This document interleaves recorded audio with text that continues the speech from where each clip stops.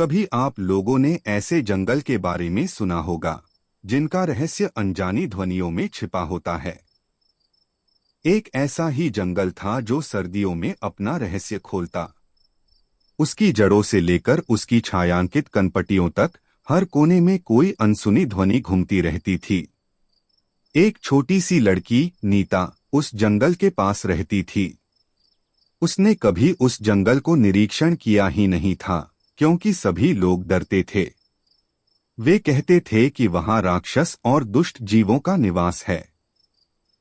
लेकिन नीता में ऐसा डर नहीं था। वह उस अनजान जंगल का रहस्य खोलने का सपना देखती थी। एक दिन उसने अपने घर से निकलकर जंगल की ओर प्रयास किया। उसने साहस जुटाया और अपने कदम आगे बढ़ाते हुए जंगल की गहराइयों में चली गई। वह अनजान ध्वनियों को सुनती रही, जंगल के पेड़ पौधों की बातें समझने का प्रयास करती रही। धीरे धीरे वह जंगल की गहराई में घुसती गई। उसके आसपास का प्राकृतिक सौंदर्य उसे मोह रहा था, लेकिन फिर भी एक अज्ञात भय उसके दिल में था। समय बीतता गया और नीता वास्तव में जंगल के रहस्य का आद्यांत करने के लिए तैयार हो गई। तभी उसने एक गुफा के बिल्कुल पास एक बड़े पेड़ को देखा। वह गुफा की ओर बढ़ी और उसमें घुस गई।